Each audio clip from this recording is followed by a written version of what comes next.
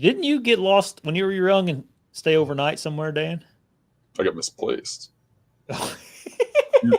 Default boys don't get lost. Oh, okay. No, I went to visit um my brother's wife's family on a farm way in the Northwoods, and I took my nephews who were real little at the time for a walk. We went up on this big rock outcropping, and somehow I got twisted around in the hills, and I thought I had to go the other way. No compass, none of that, and started heading down this hill to what I thought would be the farm, and just walked off into the wilderness. And I took these kids for this walk about 2 hours before dark, so it got black on us pretty quick. And I had no flashlight or nothing. There was a little bit of snow out. It was pretty cold, but the snow was real spotty, and I wasn't able to follow my tracks back. And I just wandered in the direction I thought I was supposed to go, and walked all night. And um, eventually, I hit a road, and when I hit the road, up the road quite a ways, I could see a house light, and I walked to that house, and there was nobody there. I pounded on the doors and stuff, and then I started getting the light out. I walked up the road, and the houses were real far spaced. I found another house, knocked on the door, and the guy answered the door, and he says, "Ha, you must be the Lost Boys. Come on in." Uh, He made us breakfast, and then made some phone calls, and then all these people showed up to pick us up. And yeah, it was probably, I don't know, early teens, maybe 13, 14 or something. I don't know, somewhere in there. yeah. Maybe even younger than that. I don't know. But spent the night out there walking. We used to coon hunt a bunch when we were younger. Like from the time we got our driver's license all through college, we coon hunt. We always had coon dogs, and my buddy, we never had like the money to really buy like a Garmin GPS, like they all had, those trackers for the dogs and all that. Yeah. And that was before OnX and all that stuff on your phone, And man, we got lost so many times coon hunting.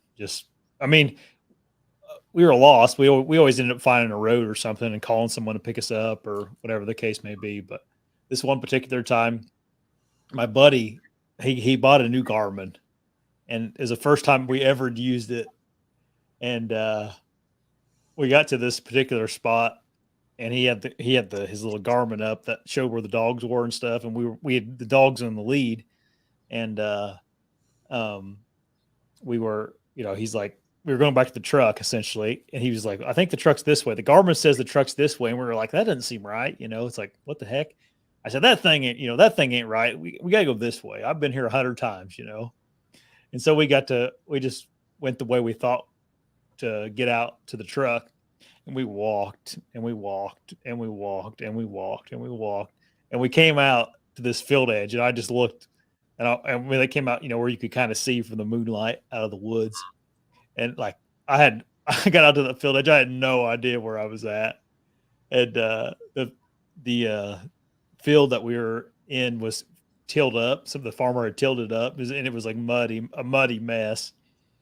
And so you could see the road down across the field, and we walked through that nasty, muddy field and got to the road. And yeah, of course we were around the block, completely opposite direction or we were going. But it took us a hunt to like realize, like, I just just listen to the GPS. That thing actually knows where you're at.